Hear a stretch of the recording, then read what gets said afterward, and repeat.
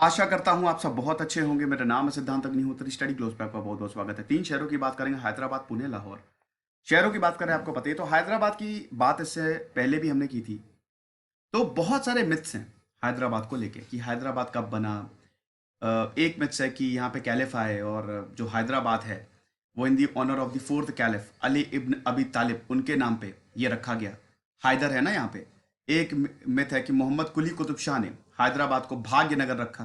Bhagnagar, city of garden जिसको बोला जाता है। जब ये एक जो वहां की डांसर थी भागमती, उनके प्यार में पड़ गए। लेकिन हैदराबाद सिटी को 1591 में फाउंड किया गया था और गोलकोंडा की कैपिटल थी। कुली कुतुब शाह, अरे सॉरी, कुतुब शाही सुल्तान जो थे तो उनकी कैपिटल थी। फिर 16th सेंचुरी में हम देखते हैं मीर मोमिन अस्त्राबादी जो प्राइम मिनिस्टर थे कुतुब शाही डायनेस्टी के, उन्होंने सिटी को साइंटिफिक तरीके से प्लान किया। ढेर सारी बिल्डिंगें बना दी, गार्डन्स बना दिए, बड़ा अच्छा डबल क्रॉस रोड्स का डेवलपमेंट कमाल का था।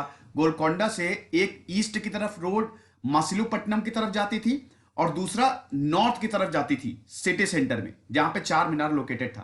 तो इतना बेहतरीन था। चार मीनार को वैसे 1592 में कंप्लीट किया गया था। ठीक है। सिटी की बात करें तो चार क्वार्टर्स में डिवाइडेड थी, जिसको चार क्वार्टर्स में चार क्वार्टर्स थे और हर क्वार्टर में मोहल्ले थे।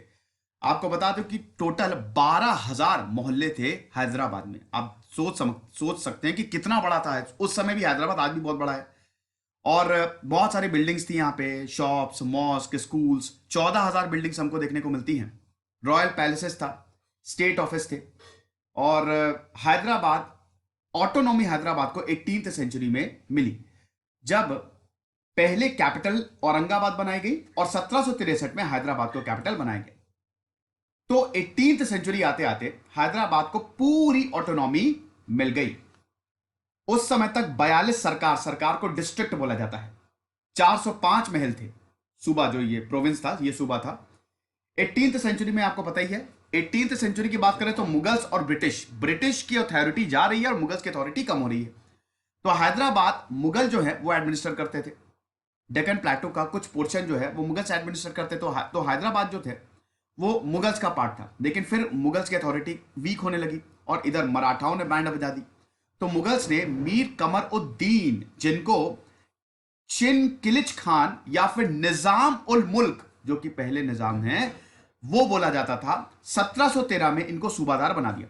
1707 में औरंगजेब की मृत्यु, 1713 में निजामुल मुल्क, जिनको मीर कमरुद्दीन बोला जाता था, उनको सूबादार कौन होता है? एडमिनिस्ट्रेटर, ये बना दिया। उन्होंने मौके का फायदा उठाया, मुगल कमजोर थे ही, सेंट्रलाइज कर दिया एडमिनिस्ट्रेशन को, कंसोलिडेट कर दिया। और फिर हम ये देखते हैं निजाम उल मुल्क और उनके जो पिताजी थे, बहुत नोटेबल लीडर थे। निजाम उल मुल्क जो है 1724 आते आते मुगल्स को उन्होंने हरा दिया और हैदराबाद को ऑटोनॉमस बना दिया। यहां से हम देखते हैं कि निजाम शाही जो है ना, यहां से ही आती है।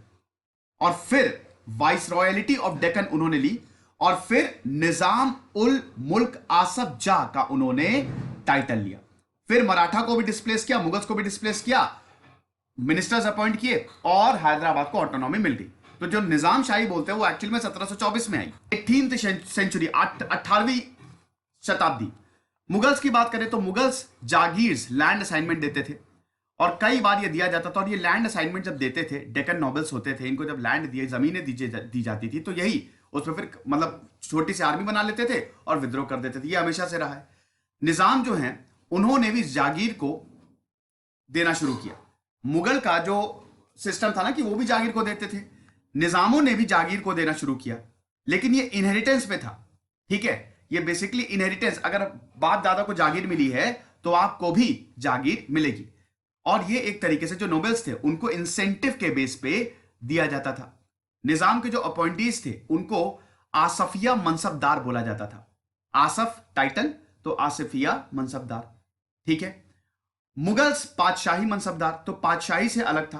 पातशाह मतलब बादशाह से आया है, यहां पे ये आसफिया बोलते थे। निजाम के इंपीरियल एम्बिशन से 1740 के बाद उन्होंने प्रोविंशियल ऑटोनॉमी दी। जितने भी, देखो, जब मुगल से यहां पे ऑटोनॉमी, ये मुगल से इन्होंने मतलब छीनी और निजाम के पास ऑटोनॉमी आई, तो बहुत सारे जो लोकल लोग थे उन्होंने डिसेंट करना शुरू, मतलब उन्होंने विद्रोह करना शुरू कर दिया। उनका मूड खराब हो गया कि आप ऐसे कैसे कर सकते हो। तो यहां पे जो भी लोकल डिसेंटर्स थे उन सबको इन्होंने दबाया और अल्टीमेटली निजाम अली खान आसफ जाह टू, जो कि सबसे ज्यादा 1702 से 1803 तक निजाम अली खान आसफ जाह टू जो आए थे, ये जो 100 साल का पीरियड था 1700 से 1800, हैदराबाद बिल्कुल चेंज हो गया। ठीक है, ये चीज है। लेकिन इधर मराठा थे और इधर मुगल थे, दोनों से ही यहां पे निजाम को लड़ना था। उसके बाद बहुत सारे लोग भी यहां पे रहते थे। हैदराबाद जब भारत आजाद हुआ था तो हैदराबाद जो है, हैदराबाद इस समय का पूरा आंध्र प्रदेश उस समय का हुआ करता था। वो सबसे अमीर था ना, बहुत अमीर था। पाकिस्तान को करोड़ों रुपए दे दिए थे, जिससे सरदार वल्लभ भाई पटेल का मूड खराब हो गया था। हिंदू कायस्थ सबसे इंपॉर्टेंट ग्रुप थे जो सिविल एडमिनिस्ट्रेशन को देखते थे। आसफ जाह जो थे उन्होंने डिसेंट्रलाइज कर दिया था मिलिट्री को, लेकिन जो ओल्ड और लीडिंग फैमिलीज थी वो यहां के मिलिट्री को कंट्रोल करती थी। आर्मी की बात करें, डुअल लीडरशिप थी। एक थे सिरस्टादार्स, SERISHTADARS, जो रिकॉर्ड्स रखते थे। ठीक है, और दूसरे थे जमींदार जमादार्स, JAMADARS, जो यूनिट्स को कमांड करते थे। ठीक है, तो 1762 से 1702 में आसफ जाह टू का जन्म हुआ, जो कि बेटे थे आसफ जाह, अभी मैंने बताया। 1762 में उन्होंने कंट्रोल लिया और 1762 से 1803 बदल गया, पूरा हैदराबाद बदल गया। ठीक है, और यहां पे पॉलिटिकल सिस्टम, तगड़ा political system, patron client relationship Hyderabad में डेवलप होना शुरू हुआ। हैदराबाद सिटी में कोर्ट को फिक्स कर दिया गया। निजाम जो है अब रेवेन्यू को कंट्रोल करते थे। लैंड ग्रांट से, जागीर से जो भी रेवेन्यू आता था वो निजाम देखते थे। नोबल्स जो हैं वो लार्ज एस्टैब्लिशमेंट, बड़े बड़े जो बिल्डिंग्स होती थी उसको देखा करते थे, मेंटेन किया करते थे। बहुत सारे वकील जिनको इंटरमीडिएटरीज या एजेंट्स बोला जाता था, ये नोबल्स को रिप्रेजेंट करते थे। जब वकील आज भी वो इंटरमीडिएटरी तो होते हैं भाई, कोर्ट में आप तो जा नहीं सकते, तो आप किसके थ्रू जाएंगे? एजेंट, उन्हीं को ही वकील बोला जाता है, जिनको कानून की पूरी समझ होती है। तो वकील जो है ये नोबल्स को रिप्रेजेंट करते थे। सेमी ऑटोनॉमर लोकल रूलर्स भी हमको मिलते हैं, समास्थन्स, SAMASTHANS, जिनको हिंदू रॉयल हाउसेज बोला जाता था, जो एनुअल रेवेन्यू देते थे निजाम को। साथ ही साथ bankers, money lenders, military commanders, ये सब हैदराबाद में हमको देखने को मिलते हैं। फाइनेंशियल कम्युनिटीज कौन कौन सी थी हैदराबाद में? मारवाड़ी, जैन, अग्रवाल, गोस्वामी, ये सब यहां पे आते थे। पहले तो ये बाहर रहते थे, बाद में डेक्कन में ही आ गए थे, क्योंकि यहां पे इनको ज्यादा अपॉर्चुनिटी मिली। Banking system, money lending system बहुत अच्छे से इन्होंने कंट्रोल किया। तो हम ये देखते हैं कि गजब का हैदराबाद रहा। साथ ही साथ अगर आर्किटेक्चर की बात करें तो आसफ जाही पीरियड जो था 1720 से 1948, गजब का आर्किटेक्चर था। यहां पे Turkish, Iranian, Qutbshahi, Mughal, European, Rajasthani, उस्मानियन स्टाइल्स हमको देखने को मिलती है। इन सबको मिक्स करके एक स्टाइल बनाया गया जिसको आसफ जाही स्टाइल देखने को मिलता है। पुराने हैदराबाद में जाइए, आपको सब अभी भी आपको देखने को मिलेगा। अब हम पुणे की बात करते हैं। पूना जो है राष्ट्रकटा 768 AD, हमको पूना का उल्लेख देखने को मिलता है। पुनाक बोला जाता था, एक ऐसा शहर जहां पे 1000 गांव थे। ठीक है, पूना जो है एक बहुत ही अनयूजुअल अर्बन सेंटर बना 18th सेंचुरी में। बहुत पुराना है, लेकिन पूना ऐसा नहीं कि बहुत पहले से ही, कुछ शहर पहले से ही डेवलप थे। लेकिन जब मराठाओं ने, स्पेशली महाराज शिवाजी शाहजी भोसले के बेटे थे, आपको पता ही है, जो फादर ऑफ शिवाजी थे, और महाराज शिवाजी ने पुणे को सेंटर बनाया। ठीक है, पूना उस समय बीजापुर किंगडम के पास था, और आपको पता ही है कि जो शाहजी भोसले थे वो भी वहां पे काम करते थे। और अल्टीमेटली हम देखते हैं कि जब महाराज शिवाजी ने पूना में वो पले बड़े, और उनकी जो माता जी थी जीजाबाई, महाराज शिवाजी की कहानी इतनी बेहतरीन, मुझे लगता है कि भारत के सबसे बेहतरीन लीडर हैं महाराज। उनसे आप इतना कुछ सीख सकते हैं कि मैं क्या बताऊं। महाराज शिवाजी कहां से उठे, पूरे भारत को जीत लिया था उन्होंने, है ना। हिंदवी स्वराज, कमाल का, शानदार सेक्युलर मॉडल, बहुत ही बेहतरीन महाराज शिवाजी, क्या बताऊं मैं। तो महाराज शिवाजी की बात करें तो पूना में वो पले बड़े, जीजाबाई ने उनको पाला, और अल्टीमेटली वो उन्होंने अपनी आर्मी बनाई। उनको पता था कि मैं डायरेक्टली तो भिड़ नहीं सकता, इनडायरेक्टली मैं भिड़ता हूं। गोरिल्ला वॉरफेयर में एक्सपर्ट थे। और फिर हम देखते हैं कि इधर मुगलों को भी हराया और इधर डेक्कन सल्तनत को भी हराया, बीजापुर को भी हराया। ठीक है, ये चीज है। मराठाओं का गोरिल्ला वॉरफेयर तो फेमस था, औरंगजेब को धूल चटाई यहां पे। फिर हम ये देखते हैं कि 1707 में पेशवा बालाजी विश्वनाथ जब आए, मराठा की पॉलिटिक्स बदलनी शुरू हुई। और यहां पे जब पेशवा बढ़े तो पूना और ज्यादा डेवलप हुआ। हम पुणे को 3 फेजेस में देखते हैं। पहला फेज जो होता है, देखो सबसे पहले पूना एक छोटा सा गांव था। कोई आज तो पूना बहुत ही खूबसूरत है।